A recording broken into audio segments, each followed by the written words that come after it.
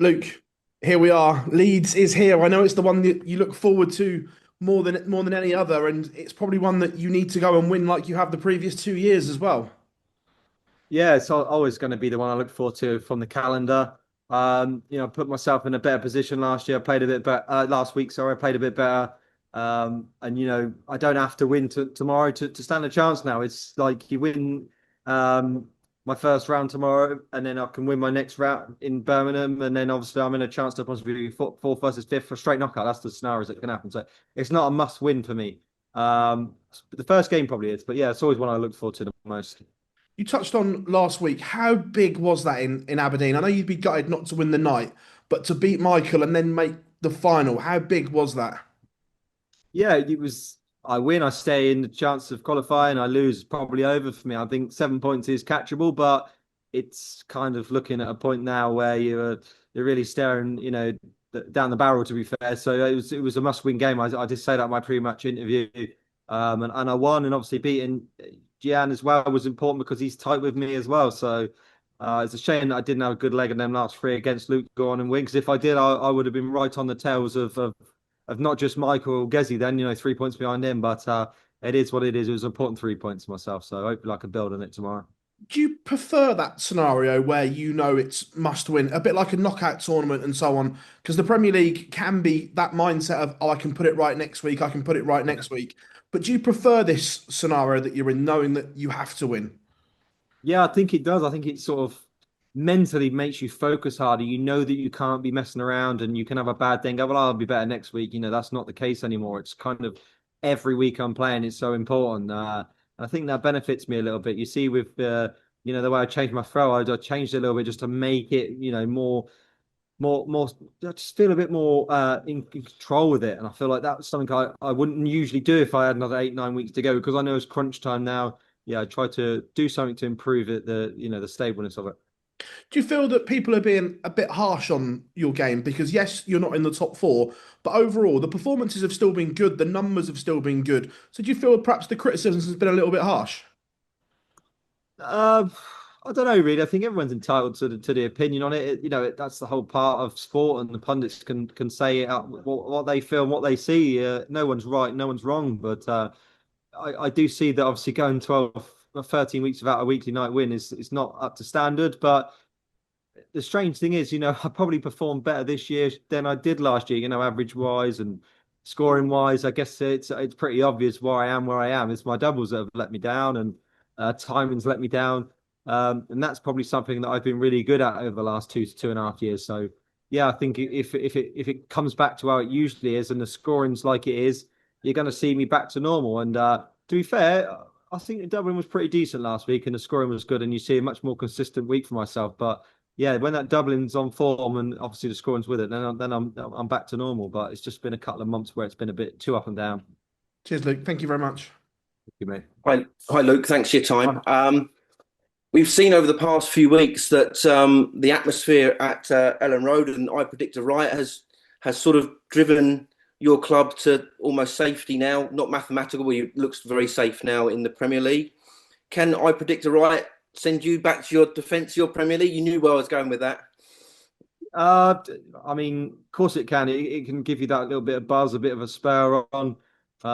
It's always a bit of added pressure when you're playing in front of a crowd that obviously is a little bit more going to be warming to you than others because, uh, you want to win more than ever. And I need to win more than ever, to be fair. But yeah, it's something that has been on my shoulders the last 2 years, and I've probably performed to how the standard I'd wanted to. So hopefully tomorrow it pays dividends again. And I mean, doing a hat trick would be quite surreal, but it's capable. And if I can do it, then it definitely helps my top four goal as well.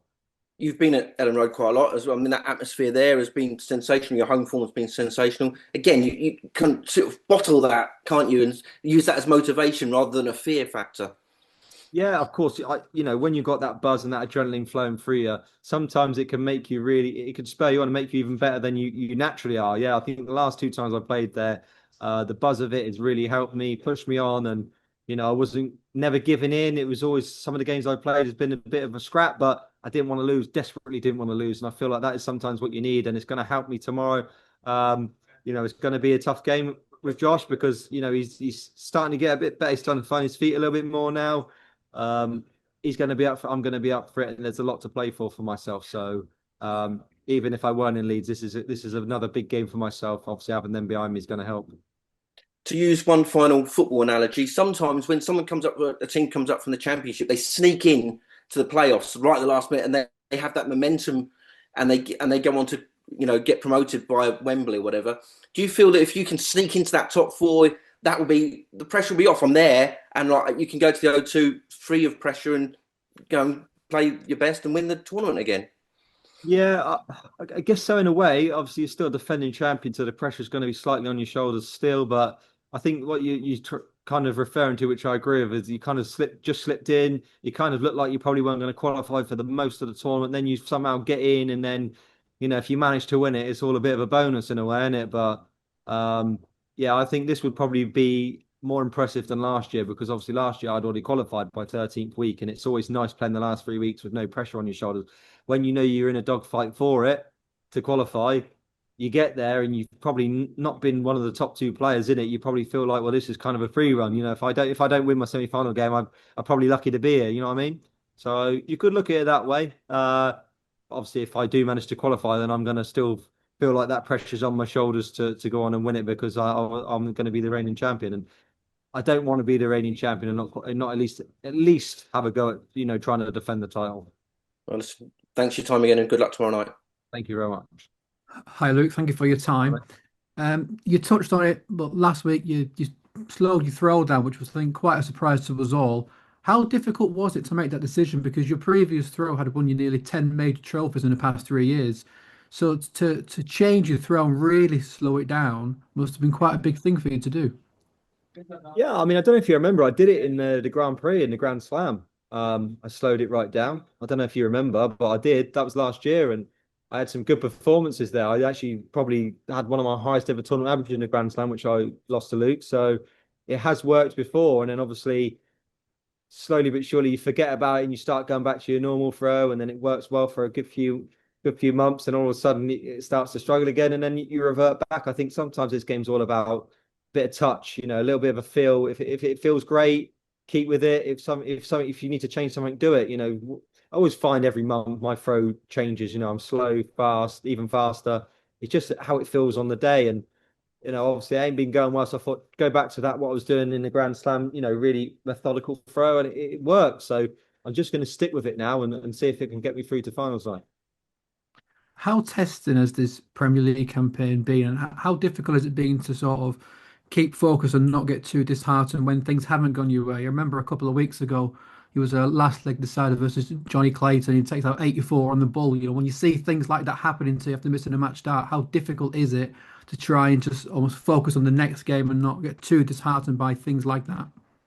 Yeah, you kind of sometimes it make you feel like it's just not going to be your year or your tournament, and for me, the doubles have been what's really killed me. I think there's so many games I could go through now that I probably felt like I should have won, but it's all ifs and buts. The doubles have been definitely the thing that have let me down, but if the next 3 or 4 weeks the doubles are going well, it's an opportunity to go on and lift the trophy still. That's the most important thing, but yeah, when the results ain't going anywhere, it's hard to keep your motivation up and your confidence up. The next game, I think there's a couple of times I'd lost 2 or 3 on the trot, and then your confidence is a little bit low. You're under pressure to not keep losing all the time. So it's hard. The last 2 years I've been in it, it's been like winning all the time and finals all the time. And when it's not, it's kind of a new experience for yourself. You have to, dig in and see what you're really made of. So, for myself, if I do manage to qualify, I'd be really proud of myself because that would have showed I've really dug in deep and, managed to find something quite special just at the right time. After making the final last week, you are starting to put pressure on the guys above you now. Do you think they're going to be feeling that pressure, knowing that the defending champion is now breathing down their neck and they might not make it to the O2 after all?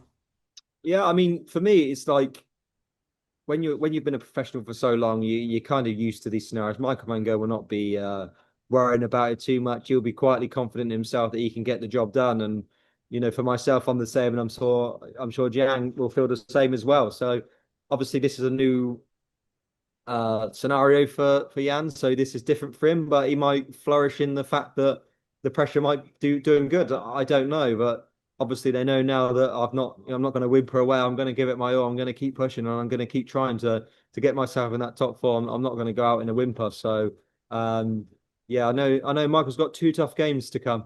And if he can't win one of them, and me and Jan can win our first round games, you could see us both playing in a decider in Sheffield. That's in my mind is all I ask of myself. Getting to that position where you are in a one game shootout with someone, if you're fourth or fifth, winner goes through. That will suit me down to the ground. At least give myself an opportunity then. Cheers, Luke. Thank you. Good luck tomorrow. Thank you, mate. Thank you. Luke, thanks for your time. Obviously, Galen Price is in third position at the minute. Do you think he's done enough to qualify on 21 points, or do you think you can catch him at this point? I mean, obviously, we're only 5 points behind, so do you reckon Galen Price has done enough to do it, or do you think that he can still No, drop out? no, I don't think 21 points would be enough if he didn't win another game. Not from experience from previous years. I think to myself, I have to win at least at least 5 to 6 more points over the next 3 weeks to even stand a chance. So, yeah, you still will have to win a game or maybe two. I don't think he's safe, but for himself, he'd probably think he'd win at least two games out of the next three. But anything can happen. You're playing against the best players in the world. That a couple of bad performances, it can really cost you. And when you're in the top four for such a long time and you're like 5, 6, 7 points in, you kind of relax. You think, well, win a game here and there and I'll be fine. But when you're not, it gets to a struggle. And if I'd have won, last week, you'd have had two players within 3 points then. So yeah, he's I don't think anybody's safe. And still, Bunting could qualify. He wins two nights and he could be in fifth place and be fighting. So yeah, it's still plenty to play for, really. Yeah, when things aren't going well for yourself, like behind the scenes, do you practice more, or are you sort of doing your same sort of routine? How did like things change when things aren't going like well for yourself on the stage? To be honest, I don't really change much. I don't think there's much going wrong with my game. It's just my doubles. That is the problem. It's not like the scoring's going bad or it's really the finishing. And if anything, I'd probably have a bit more of a practice on my doubles rather than just scoring. But I wouldn't practice any more or any less. I'll just maybe throw at the doubles a little bit more. I guess me tinkering with my equipment a lot has possibly been a factor in the doubles not going well and stuff. So.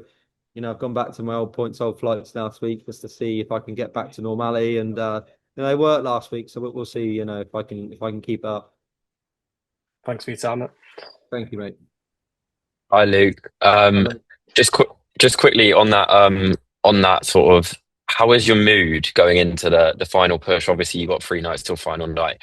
Last week, you put yourself in a good position. Are you feeling confident, or are you feeling any pressure? Are you feeling ready for it? Yeah, you kind of feel all three, to be honest. You're confident, you're under pressure, but you're looking forward to, the scenario of who knows what can happen.